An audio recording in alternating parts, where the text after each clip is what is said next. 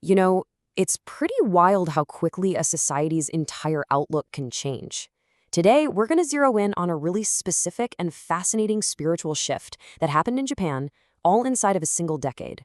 It's a story that's all about comfort, community, and how the places we find them can transform, like right under our noses. Okay, so let's get right into it. Just look at this timeline. In 2008, you had a certain baseline, a level of expectation that religion was a place you could go for comfort, for friendship. But fast forward to 2018, just 10 years later, and that expectation had just plummeted.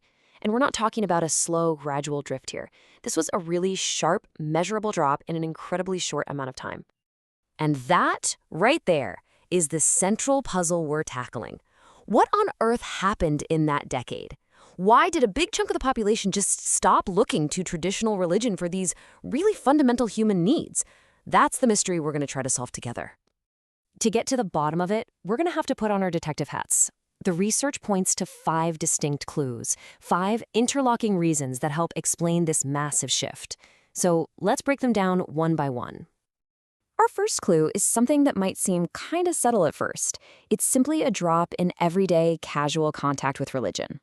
This isn't about some huge, dramatic event, but more about the little, daily things that quietly shape how we see the world. So here's how it plays out. When you see fewer religious symbols around you, when you have fewer just casual chats with a community leader, or you're just not visiting temples and shrines as often, religion naturally starts to fade into the background of your life. It stops being that automatic, top-of-mind place to go when you need some comfort or want to meet people. It's kind of like that old saying, out of sight, out of mind. All right, let's move on to our second clue. And this is one I think a lot of us can probably relate to no matter where we live. It's the ever-increasing pressure of just modern life. I mean, think about it. You've got demanding jobs with really long hours. You've got long commutes. There's this constant pressure to just be productive. And that leaves very little time and, honestly, very little energy for anything else. When you're just trying to get through the week, the idea of going to a community gathering or taking time for quiet reflection can feel like a total luxury. Your immediate, practical needs just end up pushing out the deeper, more spiritual ones. And at the exact same time people were getting busier, another revolution was taking off. And that's our third clue, the incredible rise of online alternatives for finding community and connection.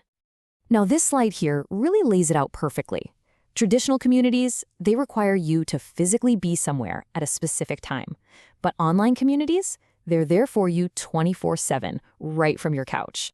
They're built around things you're interested in, not where you live, and they can give you that feeling of connection without the same level of commitment. For someone who's already stretched thin, well, the choice is often pretty clear.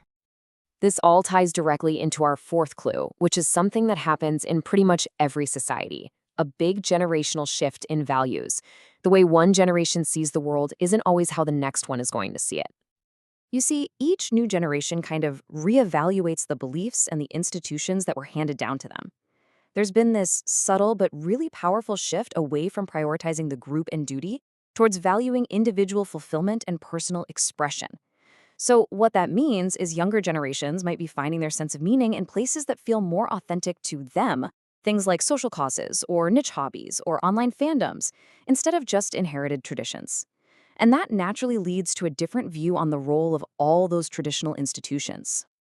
Our fifth and final clue ties right into that changing view of institutions. It's a growing sense of distrust, and not just toward religion, but toward big established organizations in general. And this is a global thing, by the way. Whether it's because of certain scandals, negative media coverage, or just a general modern skepticism, our confidence in big institutions has been slowly wearing away. And when that trust gets damaged, people get pretty hesitant to turn to those same organizations for something as personal and vulnerable as comfort or friendship. And here's the real key to understanding all of this. None of these clues work alone. A super busy lifestyle makes those online alternatives look way more attractive. A generational shift in what you value can be turbocharged by a growing sense of distrust. They all weave together, creating this powerful current that just pulls society in a totally new direction. So, understanding why this change happened is one thing, but it immediately brings up a much more practical question, right? If the old ways of finding community and finding comfort are becoming less and less relevant for a lot of people, what's supposed to come next?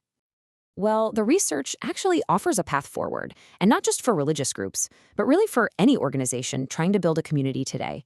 It all starts with just admitting that people's needs have changed. It means creating spaces, both online and in the real world, that are super easy to join. And maybe most importantly, it's about building trust through genuine, transparent connections that can bridge the gap between our digital lives and our physical ones. And that leaves us with this final thought. The story of what happened in Japan between 2008 and 2018 is a really powerful case study, but the questions it raises, they're absolutely universal. As our online and offline worlds keep merging together, where we find our deepest connections is changing for every single one of us. The real question is, are we ready for what that future actually looks like?